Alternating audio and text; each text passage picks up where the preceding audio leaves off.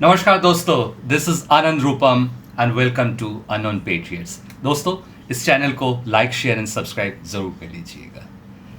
पश्चिम बंगाल का इलेक्शन मानो एक युद्ध से कम नहीं था। चाहे वो न्यूयॉर्क टाइम्स हो, बीबीसी हो, बांग्लादेश का पार्लियामेंट हो या पाकिस्तान हो, सबकी नज़र पश्चिम बंगाल का इलेक्शन पे टिका हुआ था। वो इसलिए दोस्तों क्योंकि जियोपॉलिटिकल एंगल से ये इलेक्शन इतना महत्वपूर्ण था।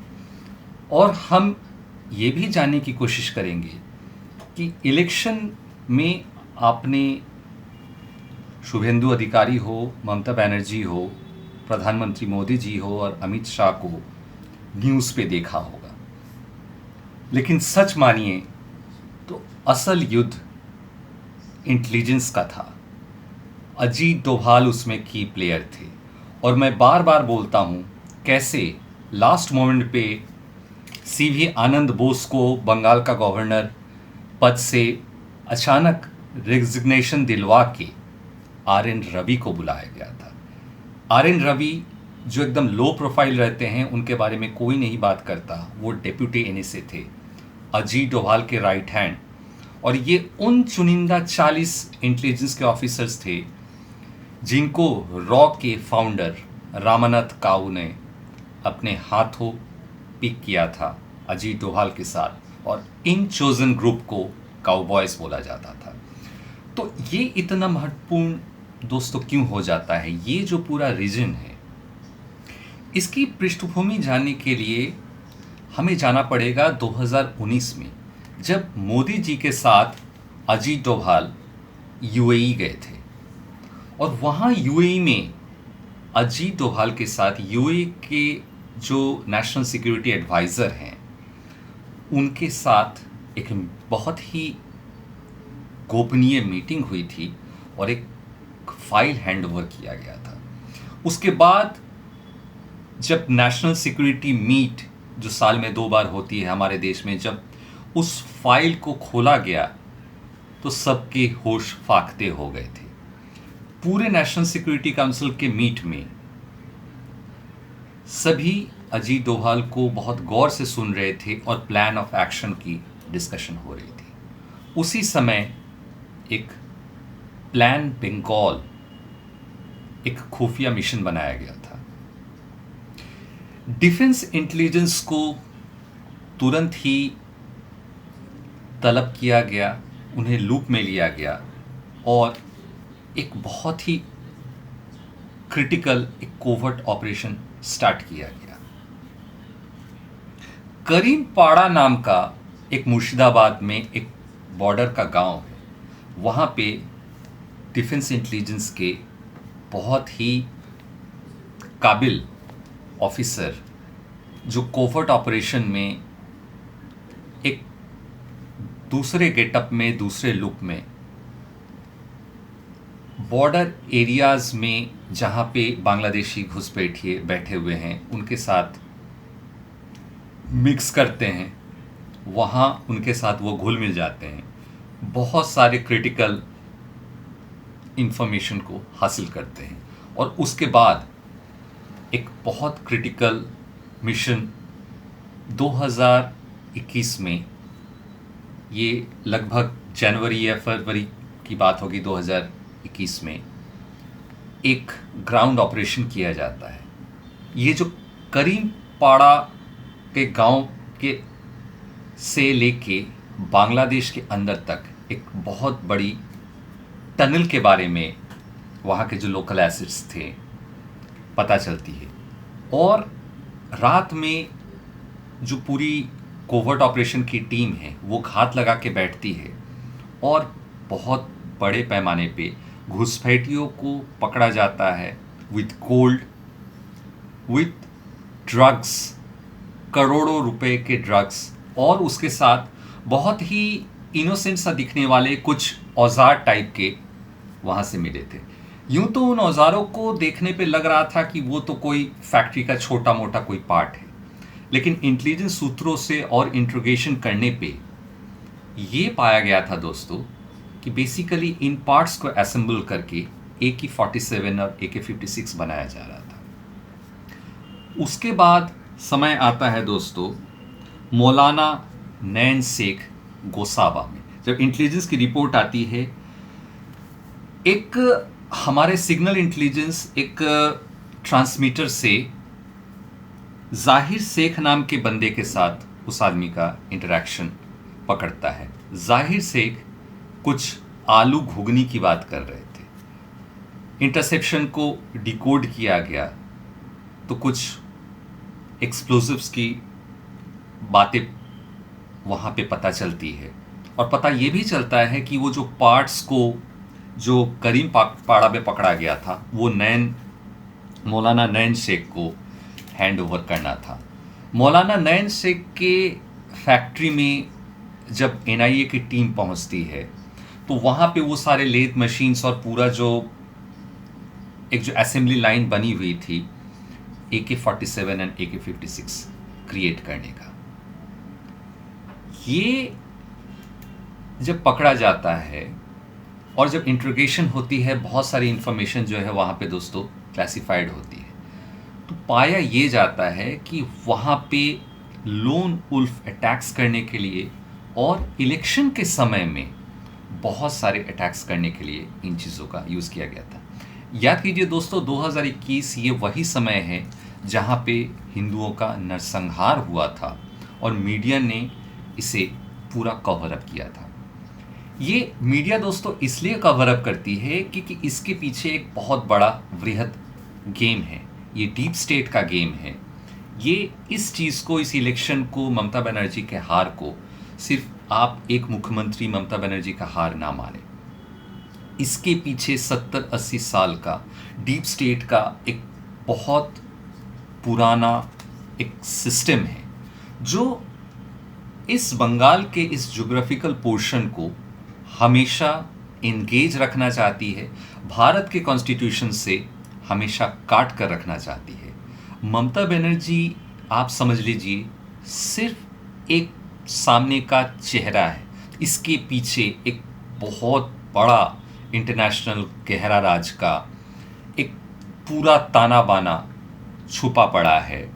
और ये जो ममता बनर्जी या अरविंद केजरीवाल जैसे जो नेता होते हैं, इनको ट्रैक किया जाता है और इनके साइकोलॉजिकल प्रोफाइलिंग के हिसाब से इनको पिक किया जाता है। ये वैसे नेता होते हैं जिनमें सत्ता की भूख और किसी भी हद तक जाने की इनकी जो प्रवृत्ति होती है, चाहे वो देश विरोधी काम ही ना क्यों करना पड़े, तो इनको लुक में लिया जाता है और इनको ऐसे ऐसे बॉर्डर जो एरियाज़ है, आज देखिए अरविंद केजरीवाल पंजाब के लिए खतरा बना पड़ा है और अरविंद केजरीवाल गुजरात के लिए भी खतरा बनता जा रहा है। और अरविंद केजरीवाल भी एग्जैक्टली यही डीप स्टेट CIA का क्रिएट किया हुआ बंदा है।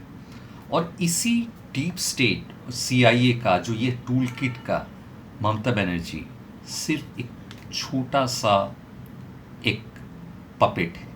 इसके पीछे इतनी डीप एक गहरी साजिश है कि इसके ऊपर कई एपिसोड्स करने पड़ेंगे। मैं एक उदाहरण देता हूं, अभी रिसेंटली क्या हुआ कि डीप स्टेट के इस कुचक्र को तोड़ने के लिए बंगाल इलेक्शन जीतना क्यों बहुत ज़रूरी था। 23 तारीख का बंगाल का पहला चरण का इलेक्शन हो चुका था और 29 तारीख का होना बाकी था। इसी बीच में अमित शाह जी लद्दाख में पहुंच गए थे और वहाँ से उन्होंने एक बात बोली थी कि 2029 तक का टारगेट रख के पूरे देश से ड्रग कार्टेल को ख़त्म करना है। अब ये बात का बंगाल इलेक्शन, बांग्लादेश और ये जो गहरा राज का पूरा कुचक्र है, इसके साथ कैसे कनेक्शन है दोस्तों। ये जो मालदा, मुर्शिदाबाद, ये कालियाचक, ये मोथाबाड़ी, ये जो जगह है दोस्तों, ये पूरा ड्रग कार्टेल का कॉरिडोर है।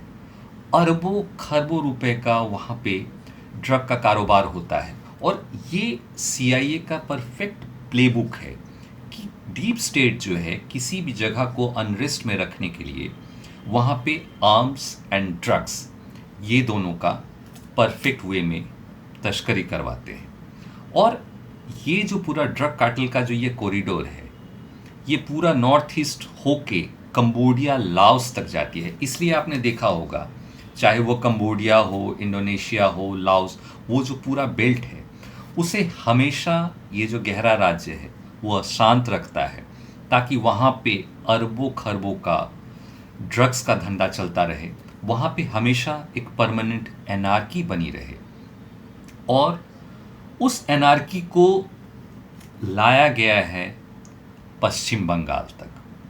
जब यूएई की तरफ से जब ये फाइल मिली, और ये फाइल आई क्यों और यूएई के पास ये फाइल पहुंची कैसे, इस चीज़ को समझने के लिए दोस्तों हमें जमात इस्लामी का गेम प्लान समझना होगा। जमात इस्लामी का जो एक हमेशा से एक सपना रहा है एक ग्रेटर बांग्लादेश बनाने का, पश्चिम बंगाल उनके लिए एक अनफिनिश्ड बिजनेस है। उन्हें पूरा बंगाल चाहिए अपने गजवाए हिंद के सपना को पूरा करने के लिए।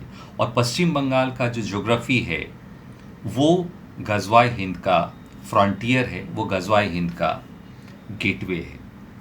डीप स्टेट इस चीज़ को जानती है और वहाँ पे हमेशा ऐसा नेता को चूज़ करके बैठाती है और वैसा सिस्टम खड़ी करती है जो उनके इस प्लेबुक को पूरा करे।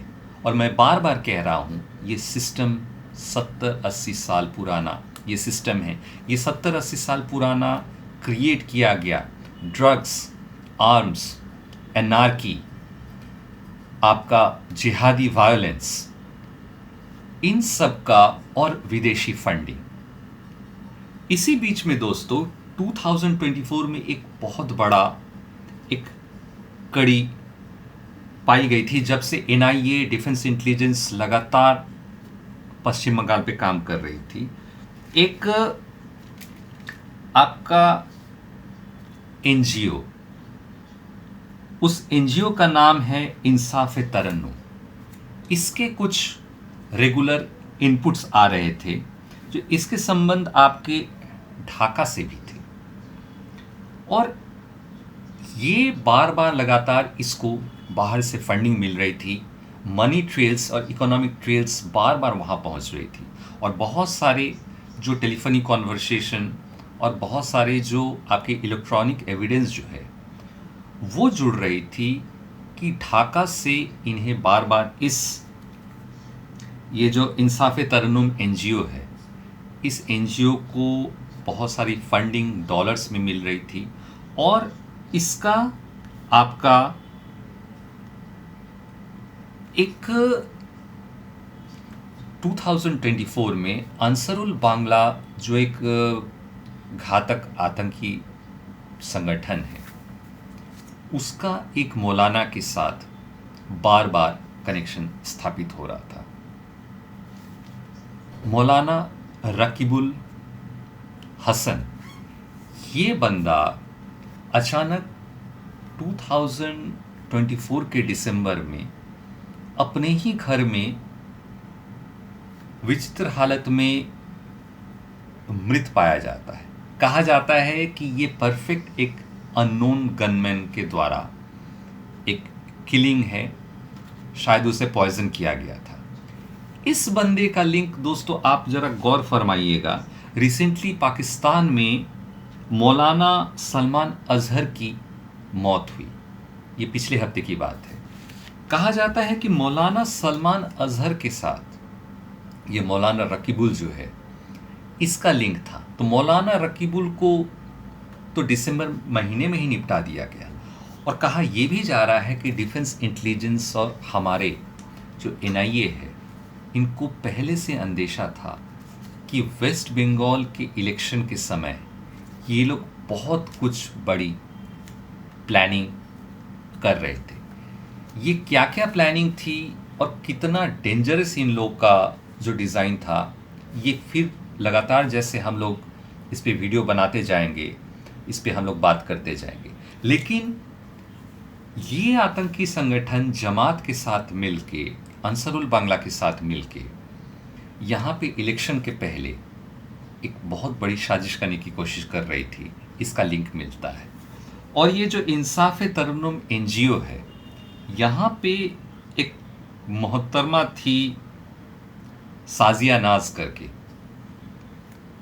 इनको उठाया जाता है एनआईए के द्वारा और इनसे बहुत सारी इन्वेस्टिगेशन की जाती है और इंटरोगेशन से बहुत सारे चौंकाने वाले तथ्य मिलते हैं कि ऐसे बहुत सारे एक्टिविटीज़ इस पश्चिम बंगाल के इलेक्शन के दौरान करने की प्रयास थी। तो दोस्तों, हम लोग बात कर लेते हैं कि ये जो यूए की तरफ से जो फाइल दी गई थी, ये क्यों था। ये जमाते इस्लामी को बेसिकली स्पॉन्सर करते हैं आपका मुस्लिम ब्रदरहुड, जो हाउस ऑफ साउद के द्वारा फंडेड है।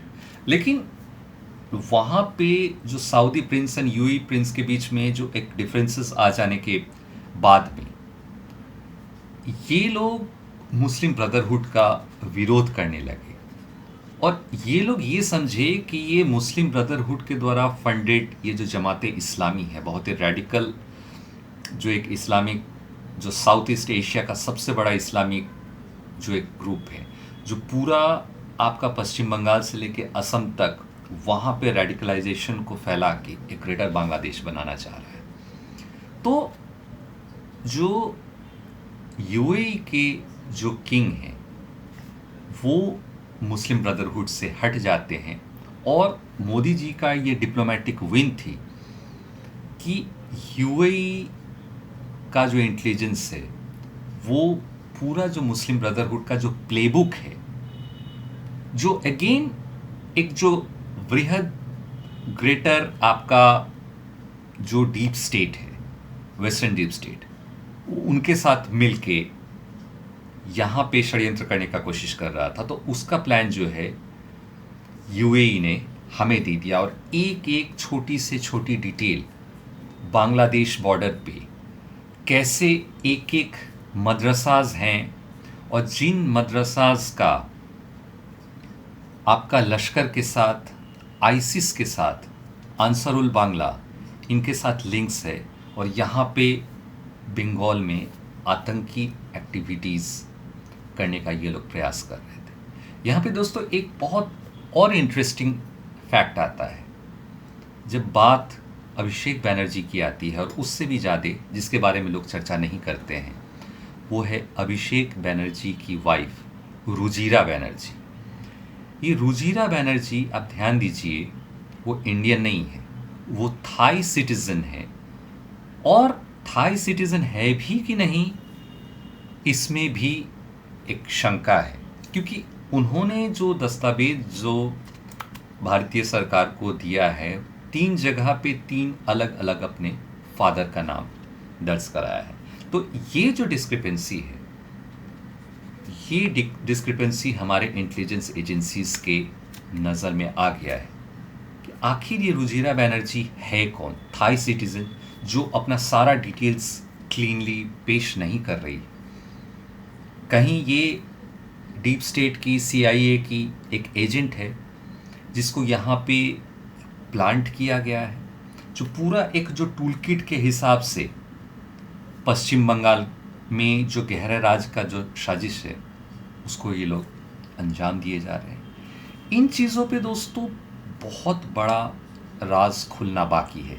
इसीलिए कह रहा हूँ ये पश्चिम बंगाल का जो ये इलेक्शन हुआ और इसके साथ कैसे बांग्लादेश, ग्रेटर बांग्लादेश का प्लान, और लगातार जो मैं कह रहा हूँ कि अननोन गनमैन की एक्टिविटी सिर्फ पाकिस्तान में ही नहीं, इसकी गूंज जो है बांग्लादेश में भी सुनी जा रही है। लगातार अननोन गनमैन के द्वारा वहाँ पे जो भी पश्चिम बंगाल में या बॉर्डर एरियाज़ में जो कुछ गतिविधि करने वाले थे, कुछ आतंकी हमला या कोई बहुत बड़ा साजिश करने वाला था, उन्हें निपटाया जा रहा है। रिसेंटली एक बहुत बड़ा जो ब्रेक थ्रू मिला था कि कैसे एक आईएसआई का बंदा काठमांडू में, इधर रिसेंटली दोस्तों नेपाल में भी बहुत सारे ऑपरेशंस हुए थे और नेपाल में बहुत सारे कैसीनोज जो हैं वो आईएसआई एजेंट्स चलाते हैं। वहाँ पे भी हमारे एसेट पैनी नज़र रखे हुए थे, वहाँ पे वो लोग इन्फिल्ट्रेट करते हैं और कैसे वहाँ से ड्रग्स, आर्म्स, ये सारी चीज़ें पहुँचती है बांग्लादेश वाया नेपाल और फिर बांग्लादेश से वो मोथाबाड़ी कालियाचक होते हुए वो भारत में पहुंचती है। दोस्तों सबसे सरप्राइजिंग बात ये है कि बहुत बड़ा बात पता चला है कि मालदा जो आम के लिए फेमस है, मालदा का जो आम बागान में बहुत सारे पॉपी प्लांटेशंस हो रहे हैं, उससे ड्रग्स का एक पूरा रूट जो है, ये लोग चूँकि नॉर्थ ईस्ट को भी डिस्टर्ब करने की ये लोग कोशिश कर रहे हैं, तो मालदा में पॉपी सीड्स का होना, ड्रग कार्टेल का इसमें इन्वॉल्वमेंट होना और अमित शाह जी का ये चेतावनी देना कि जैसे मार्च 2026 में अमित शाह जी ने टारगेट दी थी कि नक्सलवाद को ख़त्म करना है, और ये नक्सलवाद जो ख़त्म हुआ, करगट्टुलु हिल्स में वसवर राजू को मारा गया, ये वो एक दुर्दांत ऑपरेशन था। और ये कैसे नक्सल का जो ये कॉरिडोर था फ्रॉम पशुपतिनाथ से लेके नीचे डाउन साउथ तक, उनके लिंक भी आईएसआई के साथ, लश्कर के साथ, जितने आतंकी संगठन हैं, और पीछे में इस पूरे कठपुतली के गेम को जो हैंडल कर रहे हैं दैट डीप स्टेट, उनका बांग्लादेश में जो जिहादी लोग, रोहिंग्या लोग उत्पात कर रहे हैं, और पंजाब में जो खालिस्तानी मूवमेंट है, इन चीज़ों को कतई भी अलग समझने की कोशिश नहीं कीजिएगा। अरविंद केजरीवाल और ममता बनर्जी को अलग समझने की कोशिश नहीं कीजिएगा। ये वही वृहद जो डीप स्टेट है, गहरा राज्य है, ये इन्हीं के कठपुतलियाँ हैं। ये हमारे देश को तोड़ने के लिए इन्हें खड़ा किया गया है और हर डॉट को हमें जोड़ते हुए देखना है। इन चीज़ों पे हम स्टेप बाय स्टेप आगे बात करते रहेंगे, क्योंकि कोई एक वीडियो में ये जो पश्चिम बंगाल है, ग्रेटर बांग्लादेश है, और हमारे इंटेलिजेंस एजेंसीज़ ने पश्चिम बंगाल के इलेक्शन को कैसे बचाया, और ये जो ग्रेटर बांग्लादेश का प्लान था, इसको अजीत डोभाल जी ने और हमारे इंटेलिजेंस एजेंसीज़ ने कैसे सक्सेसफुली इसका ऑपरेशन किया। तो hats off to all those unknown gunman और जो पीछे काम कर रहे हैं। इसी के साथ दोस्तों इस एपिसोड को यहीं समाप्त करता हूँ। मैं आनंद रूपम आपसे आज्ञा चाहता हूँ। जय हिंद, नमस्कार।